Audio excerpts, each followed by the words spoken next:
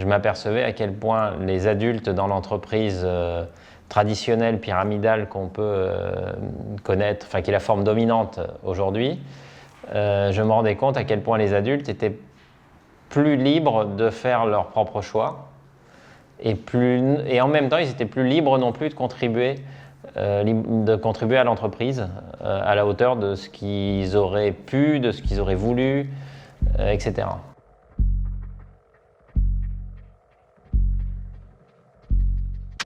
Je m'appelle Denis Vergniaud, j'ai créé avec une société qui s'appelle DataFab.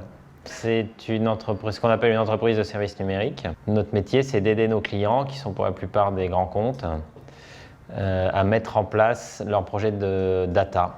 Et en particulier à mettre en place les outils qui vont leur permettre de collecter, de traiter la donnée, de la restituer, de l'exposer et de s'en servir pour mettre en place des nouveaux services pour leurs clients. J'ai été salarié, je pense, pendant 5 ans sur les 25 ans bientôt que je travaille. Donc pas très longtemps. La première chose qui m'a poussé à créer ma première boîte, c'est échapper à la politique. Je pense que ce qui était insupportable dans les boîtes d'avant, si on doit comparer, c'est la politique qui pouvait exister et qui empêchait l'entreprise d'avancer quelque part. Donc finalement, c'est les jeux de pouvoir entre les personnes qui, pour moi, étaient un frein au développement des entreprises dans lesquelles j'étais, et en tout cas dans lesquelles moi je pouvais pas m'exprimer là-dedans, parce que c'est juste pas mon mode de fonctionnement. Et puis il y a autre chose, c'est que je pense que j'avais foncièrement envie de construire un truc moi-même, et puis de partager l'aventure avec d'autres personnes. Liberté, autonomie, confiance, empowerment, être en pleine puissance de soi. C'est celle qui correspond à ce qu'on souhaitait ici. C'est avant tout une entreprise dans laquelle chacun va pouvoir être lui-même. On va pouvoir venir tous les jours travailler en étant lui-même et en ne se sentant pas contraint à un endroit pour venir exprimer ses idées, sa créativité. Et le métier qu'il a envie de faire quelque part. C'est un sujet qui m'est cher parce qu'il rejoint le sujet de la liberté tout simplement, de la liberté d'être, qui est le sujet qui m'a amené à créer une école aussi. Donc c'est un fil conducteur et c'est vraiment important pour moi. C'est important. Je pense qu'on traverse dans nos cultures et notamment au travers de l'école quelque chose qui nous apprend à juste accepter les propositions qu'on nous fait. Et moi, je crois à un autre modèle à la fois d'éducation, mais aussi d'entreprise, où les individus sont libres déjà d'être comme ils veulent, de proposer la manière dont ils veulent travailler, de proposer la manière dont ils voudraient voir l'entreprise évoluer. Ça ne veut pas dire que c'est sans règles, ça ne veut pas dire que c'est oui à tout. Et être libre, c'est aussi accepter que parfois c'est pas possible, qu'il faut faire autrement, qu'il faut s'adapter, etc. On a commencé à quelque part essayer de copier des modèles qu'on avait pu voir ailleurs et essayer de les appliquer dans la boîte où on était avant. Là, on s'est rendu compte qu'il y avait un problème. Il y avait 2 problèmes. C'est que tous les associés n'étaient pas au fond d'accord avec ça.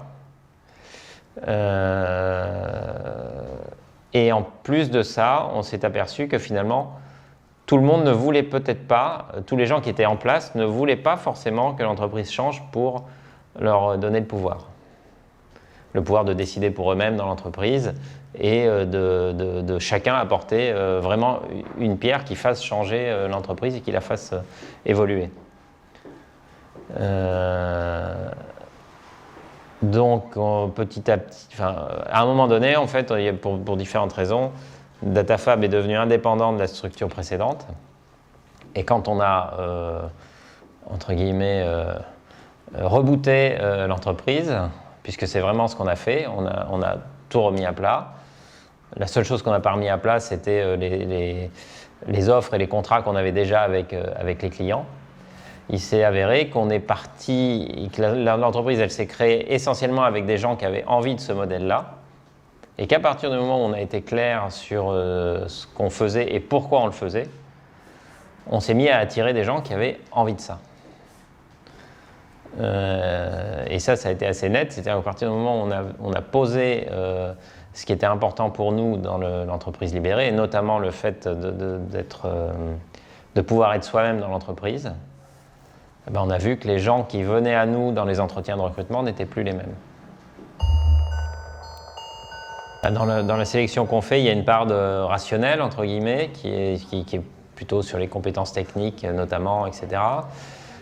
Et il y a une part de ressenti et de ce qu'on voit comme adhésion des différentes personnes qu'on va rencontrer dans les recrutements. On va avoir certains candidats qui vont venir et dont le seul véritable point d'intérêt, ça va être sur quelle mission je peux démarrer, qu'est-ce qu'il y a dedans, qu'est-ce que je peux apprendre. Ce qui est une vraie question, parce que c'est important aussi. Mais si c'est la seule question qui reste au fond, c'est clairement, ça témoigne, en tout cas pour nous, du fait que la personne est pas forcément intéressée pour le modèle qu'on va proposer, montre pas forcément, et au travers d'autres questions, des qualités de joueurs d'équipe, parce que quelque part, il y a cette dimension qui est quand même assez importante dans ce qu'on a mis en place, ni d'échange. Et l'échange, c'est quelque chose qui est ressorti très très fortement dans tout le travail qu'on a pu faire de conception du cadre. Et dans les attentes aussi, la notion d'échange, de partage d'expertise, etc., est un élément qui est quand même un élément prépondérant dans les attentes, en tout cas, qui avaient été exprimées. Et au travers des entretiens, en fonction à la fois des questions qui nous sont posées, mais aussi de l'intérêt qu'il peut y avoir sur ce qu'on va présenter de l'entreprise, cet aspect transparaît quand même, en général, de manière assez tranchée. Et en général, rétrospectivement, les gens qui sont vraiment intéressés par le modèle, et ceux qui vont quelque part en devenir les contributeurs, moi j'ai quand même remarqué en entretien, au moment où on commence à aborder ces sujets-là, c'est-à-dire comment on est organisé, etc., il y a quelque chose qui se passe dans l'intérêt qui va être porté, les questions, et même pour certains, une petite lueur qui s'allume dans les yeux. Je pense que le premier relais de transmission, c'est celui-ci. C'est celui des gens qui sont à l'intérieur, qui créent cette culture et qui la véhiculent vers les autres. Évidemment, ils en vont véhiculer qu'une toute petite partie à chaque fois, mais je pense que c'est déjà suffisant pour qu'on n'attire plus tout à fait les mêmes personnes. Différents groupes, en fonction de leurs intérêts, ont travaillé sur différents aspects de la vie de notre organisation telle qu'on voulait la mettre en place. Donc on n'est pas sorti des 2 jours avec la solution, on est sorti des 2 jours en se disant pour arriver à définir une organisation, on a ce travail à faire.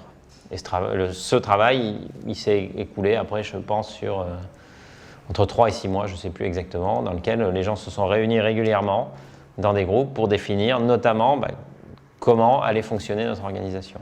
On s'était défini des deadlines pour aboutir à la définition d'une organisation, en s'inspirant aussi des principes d'agilité qu'on peut utiliser dans nos métiers d'informatique, qui étaient surtout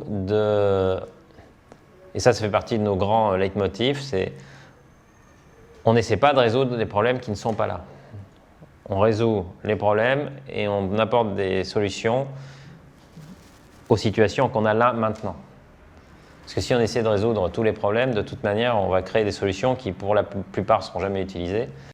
Et ça a vraiment été le fil conducteur pour tout ce travail qu'on a fait, de se poser la question, on met en place une organisation pour aujourd'hui, et aujourd'hui, de quoi on a besoin. On se permet de remettre en cause la semaine prochaine une décision qu'on a prise cette semaine. Enfin, sur ce travail-là, ça, pour le coup, ça a été vraiment un travail d'équipe et d'intelligence collective. Chacun a vraiment pu jeter sur la table, littéralement, en mode post-it. Donc on a jeté les post-it sur la table et sur les murs.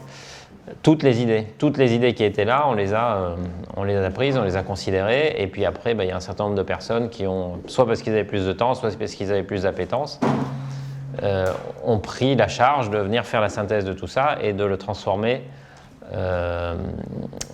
en quelques pages qu'on a sur notre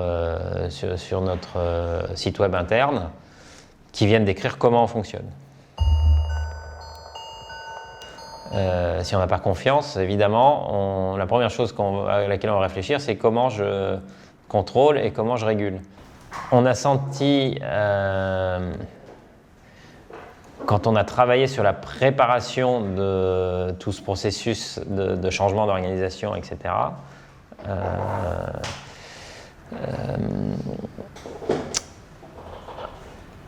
quand je dis on, c'est les deux associés, donc.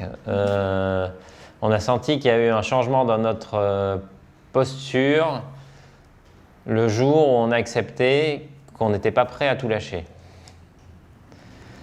Dans le sens, le jour où on a accepté que on était serein pour donner les rênes à tout le monde sur plein de sujets, et où on était capable de dire quels étaient les sujets sur lesquels on souhaitait garder un contrôle. Et je pense que ça a été un réflexe plutôt sain que de s'obliger à dire on est prêt à tout lâcher. Ce qui aurait été perçu, je pense, par les collaborateurs comme quelque chose qui n'était pas, qui sonnait faux, puisque ce n'était pas le cas. Donc je pense que dans ces situations-là, il vaut mieux être clair sur... et ça, c'est une des vidéos de Frédéric Laloux sur son blog, de Reinventing Organization, qui a été très éclairante là-dessus.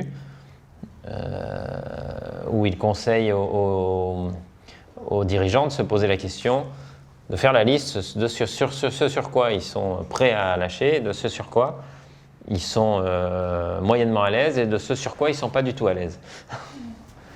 tout en acceptant que ce soit quelque chose qui puisse changer dans le temps. Et donc, notamment sur les aspects financiers, on a décidé que au-dessus d'une certaine limite, les associés gardaient un contrôle. Et le jour où on a accepté qu'on n'était pas prêt à lâcher ça, on était beaucoup plus serein à la fois pour l'énoncer auprès de tout le monde et de manière surprenante, parce que finalement, c'est pas un réflexe, c'est pas quelque chose auquel on est habitué dans une entreprise très pyramidale. Mais de manière pas surprenante du tout quand on voit comment fonctionne un collectif à qui on fait confiance, tout le monde a trouvé ça parfaitement normal.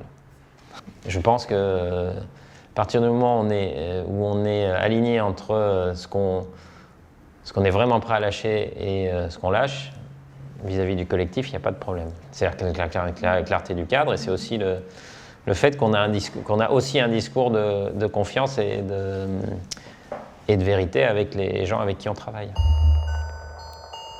On ne peut prendre des décisions pour l'entreprise qu'à partir du moment où on a une vue suffisante de son fonctionnement.